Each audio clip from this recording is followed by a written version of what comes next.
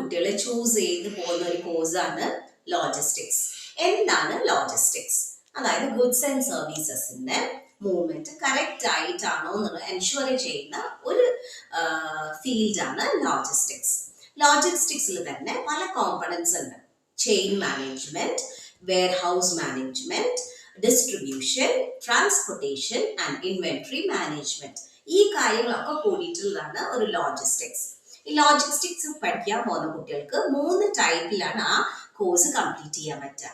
അപ്പൊ നിങ്ങൾക്ക് ആദ്യത്തത് ഡിപ്ലോമ ഇൻ ലോജിസ്റ്റിക്സ്. അതൊരു 6 to 9 months ഓഫ് കോഴ്സ് ഡ്യൂറേഷനിലുള്ള ഒരു ഡിപ്ലോമ കോഴ്സാണ്. അത് കഴിയുമ്പോൾ നിങ്ങൾക്ക് കിട്ടുന്നതാണ് ഡിപ്ലോമ ഇൻ ലോജിസ്റ്റിക്സ്. ഇനി രണ്ടാമത്തത് സർട്ടിഫിക്കറ്റ് ലോജിസ്റ്റിക് മാനേജ്മെന്റ്. അതൊരു 1 year 1 to 1.5 years എടുത്തിട്ട് കംപ്ലീറ്റ് ചെയ്യുന്ന ഒരു കോഴ്സാണ്. അപ്പൊ അതിൽ നിങ്ങൾക്ക് കിട്ടാൻ പോകുന്നത് സർട്ടിഫിക്കറ്റ് ലോജിസ്റ്റിക്സ് മാനേജ്മെന്റ്. അടുത്തതാണ് പ്രൊഫഷണൽ സർട്ടിഫിക്കറ്റ് ലോജിസ്റ്റിക്സ്. അത് കുറച്ചും കൂടെ കൂടുതൽ ഡ്യൂറേഷൻ എടുത്തിട്ട് കംപ്ലീറ്റ് ചെയ്യുന്ന ഒരു കോഴ്സാണ്. അപ്പൊ ഇത്രയും കാര്യങ്ങളാണ് ലോജിസ്റ്റിക്സിനെ കുറിച്ചിട്ട് ഒരു ബ്രീഫ് ആയിട്ട് പറയാനുള്ളത്. ഇനി എവിടെയാണ് ലോജിസ്റ്റിക്സ് കഴിഞ്ഞ ഒരു കുട്ടിക്ക് ജോലി കിട്ടുക?